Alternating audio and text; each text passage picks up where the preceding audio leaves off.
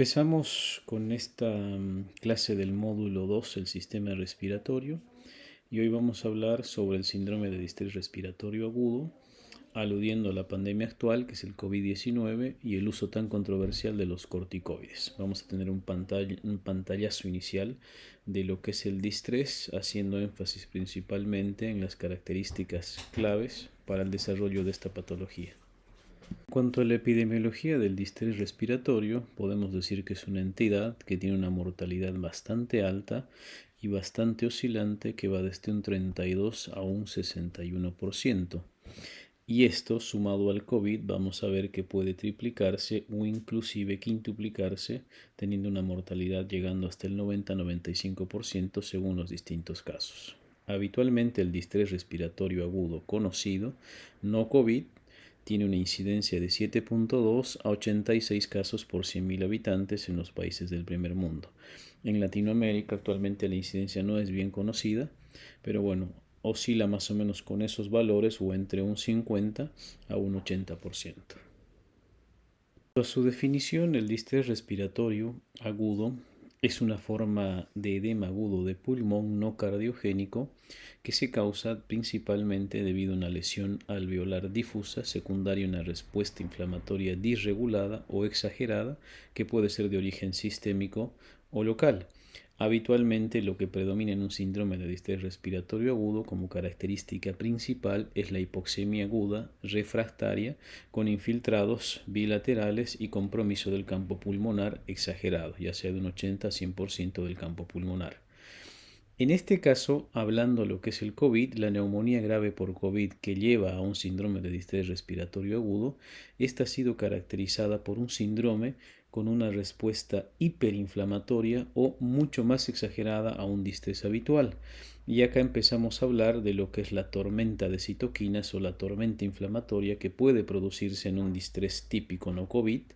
pero que en el síndrome de distrés respiratorio agudo asociado al COVID, esta tormenta es mucho más exagerada y por lo tanto la patología mucho más grave. Bien, en cuanto a la clasificación o los criterios diagnósticos de un síndrome de distrés respiratorio agudo, los que actualmente se conocen y los que más se manejan por su practicidad son los criterios de Berlín. Y el síndrome se caracteriza principalmente tomando en cuenta el grado de hipoxemia,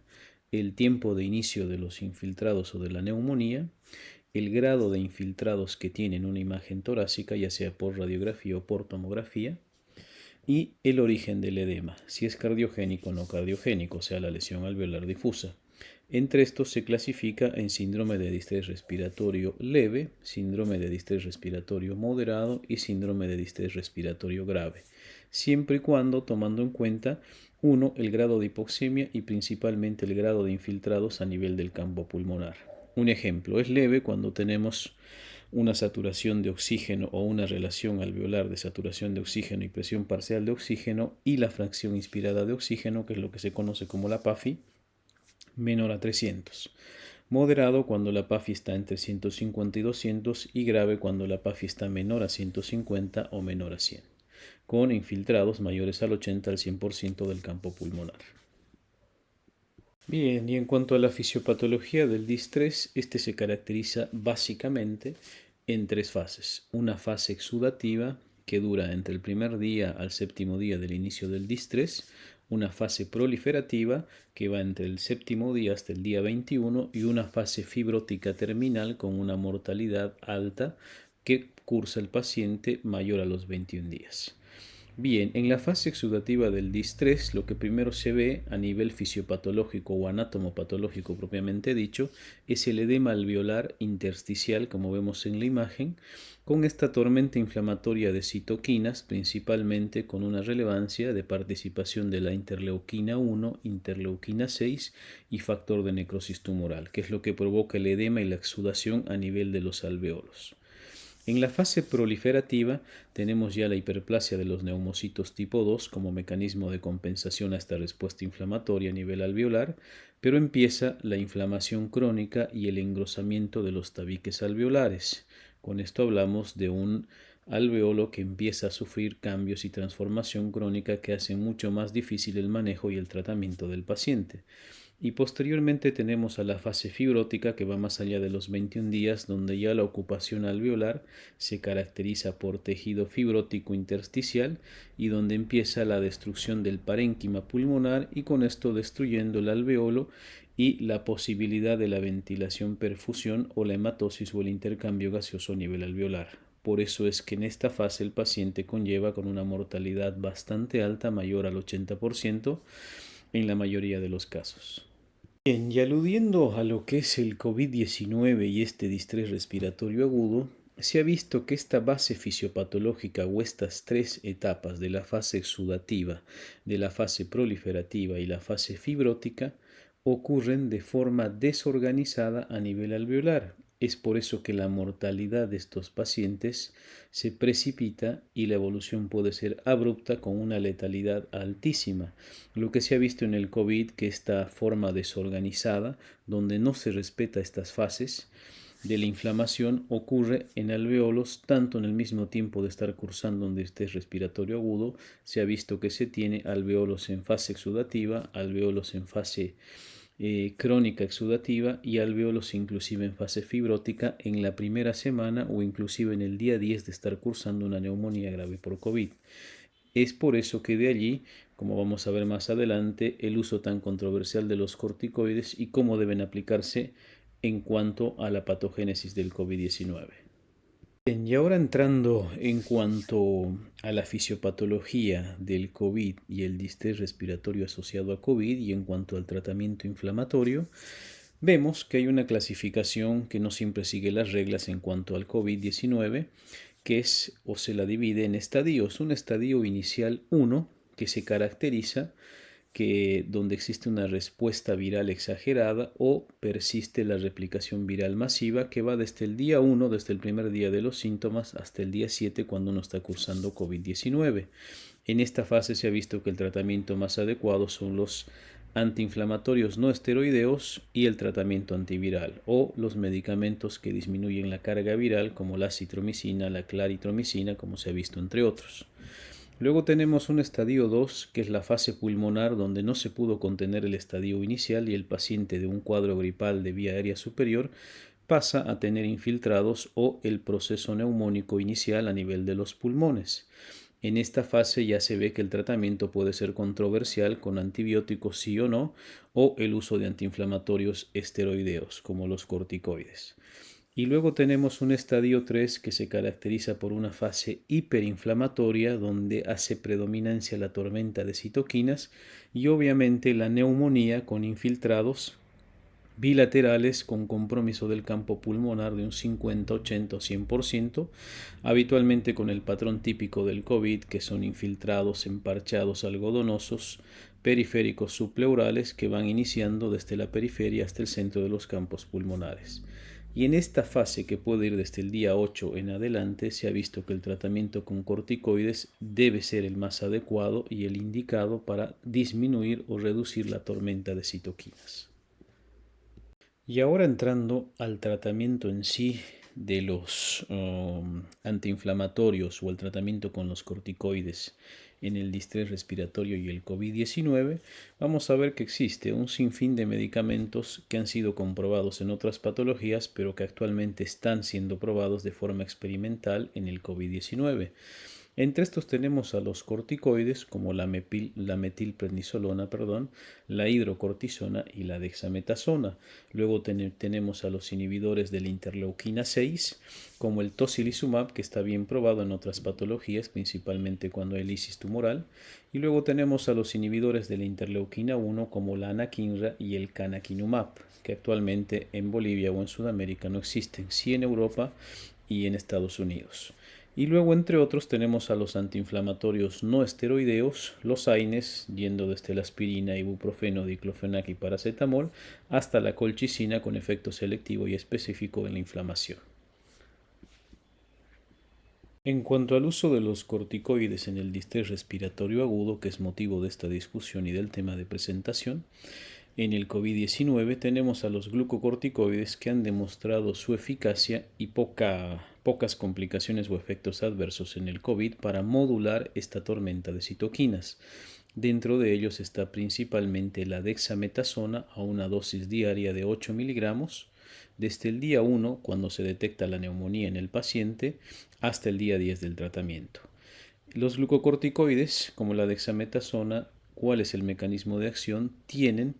una acción a nivel celular en la transcripción de los receptores citoplasmáticos y modulan la expresión de diversas proteínas antiinflamatorias a nivel celular, y con esto regulan la tormenta inflamatoria, o se cree que regulan la tormenta inflamatoria de forma exagerada que existe actualmente en el COVID. Bien, y de estos estudios que avalan el uso de los corticoides, principalmente la dexametasona, en el distrés respiratorio o en la neumonía grave por COVID-19, tenemos un estudio de metaanálisis de 29 estudios realizado por Stockman y colaboradores en el 2016. Ojo, el SARS-CoV-2 es el virus que se ha detectado en el 2019, pero los virus de la familia de los SARS-CoV-1 principalmente ya existen desde el año 2000, sobre todo en el Medio Oriente, y están siendo estudiados. Este metaanálisis alude a eso. ¿Qué es lo que habla? Que reportan que los corticoides ya utilizados en esos pacientes con neumonía por COVID tipo 1, existen donde los corticoides el uso ha sido controversial y se vieron en la mayoría de estos estudios que se asociaron en algunos casos a mayor injuria y aumento de la replicación viral, sobre todo cuando son utilizados de forma precoz. Luego, en el estudio MERS, un estudio también multicéntrico por Arabi y colaboradores en el 2018, mostraron que en la neumonía por este tipo de virus asociado a COVID-19 se ha visto que los corticoides tenían una mortalidad de un 61% versus un 38%. De ahí que su uso, la teoría del uso de corticoides, es controversial. Y también se han revisado otros virus en el distrés respiratorio agudo, como el virus de la influencia, que se pueden asociar a mayor mortalidad cuando se utiliza los corticoides de forma inadecuada o de forma precoz y no indicada, o no con un diagnóstico certero de neumonía o tormenta inflamatoria que esté cursando el paciente. Bien, y en este sentido, en cuanto a los corticoides, ¿qué es lo que recomendaba la OMS hasta el año 2020, sabiendo que este COVID-19 era bastante desconocido y similar, pero distinto en cuanto a la evolución clínica a los otros virus del SARS-CoV? Bien, en cuanto a esto, la OMS en el 2020 no recomienda el uso de corticoides y permite o da una reflexión importante de la que dice como conclusión que los corticosteroides podrían ser más eficaces en el tratamiento de un distrés respiratorio a una neumonía bacteriana, la cual está bien estudiada a través de los años, pero inclusive podría ser deleterio en las neumonías de etiología vírica porque podrían aumentar la carga viral, la replicación viral y posteriormente agravar el estado crítico de la neumonía de los pacientes. Y por último, hablando del distrés respiratorio y los corticoides en el COVID-19, en las recomendaciones actuales del 2021 en adelante tenemos que la OMS menciona que la terapia antiinflamatoria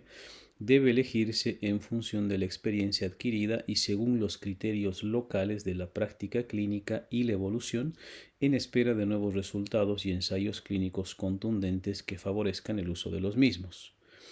Y es necesario determinar por eso los enfermos con COVID-19 y estadificarlos o clasificarlos en qué estadio están. No es lo mismo un paciente con un estadio inicial con síntomas leves o asintomáticos que va a tener una evolución